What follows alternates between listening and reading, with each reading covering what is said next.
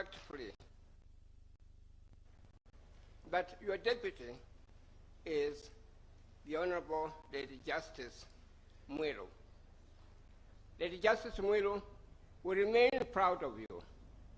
We remain very much having high regard of you for the courage and the boldness and the difficulties that you have gone through. But you have stood firm, and you will go down in history as a great woman. My Lady Chief Justice, may I say something to you that in our history as a country, there was a lady called Wangua Wamakeri, a courageous woman. She rose to a position, or a political position, within the Kikuyu community. And the men feared that she treated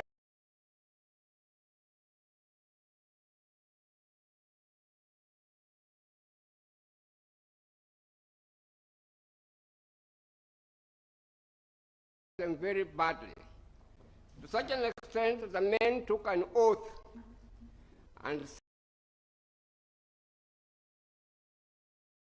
said to themselves that never again shall they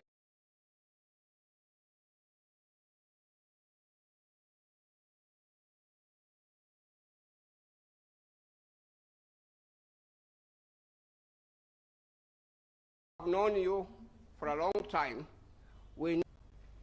Lately, the two of you joined great women like Professor Wangari Maathai, whom I had the privilege to appear for in court to represent her in many cases, a very bold woman who was tortured, but she stood firm, and she deserved to get the rank of, to get the prize of a Nobel Prize as the first African woman in this country. My Lady Chief Justice, I would like to mention one or two people who have not been mentioned at all. I think that it's appropriate that we should mention our first Chief Attorney General, the Honorable Charles Njonjo. He had his own shortcomings, but it's not appropriate for us, according to the African custom, to emphasize the shortcomings that he had at all.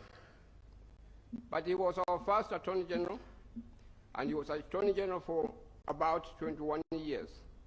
But one thing that he stood for, and which we shall remain grateful to him as a community and as a country, in that he was able to preserve and stand for the sovereignty of our country. At that time, the country was going through a very difficult time. We had coups all over Africa.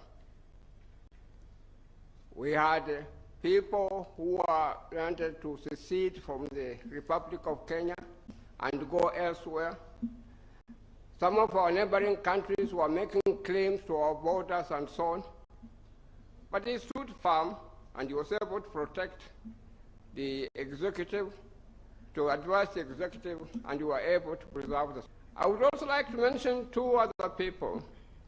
I mentioned Zamba Kitonga, who was one of the first chairmen of the Constitutional Review, a great Kenyan of impeccable character and integrity, but it's unfortunate that he is no longer with us at all.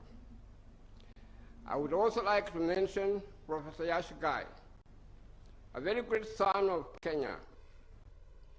He is the one who has developed constitutional and public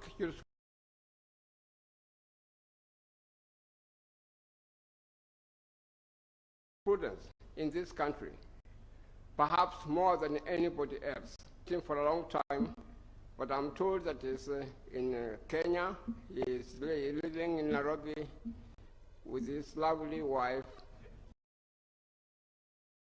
Professor Cottrell.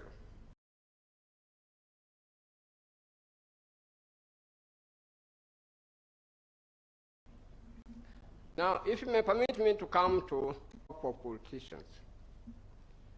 The first crop of politicians that we had in the country measured very favorably with world leaders, with world politicians like Gandhi, like Kwame Nkrumah, like Nehru, and others.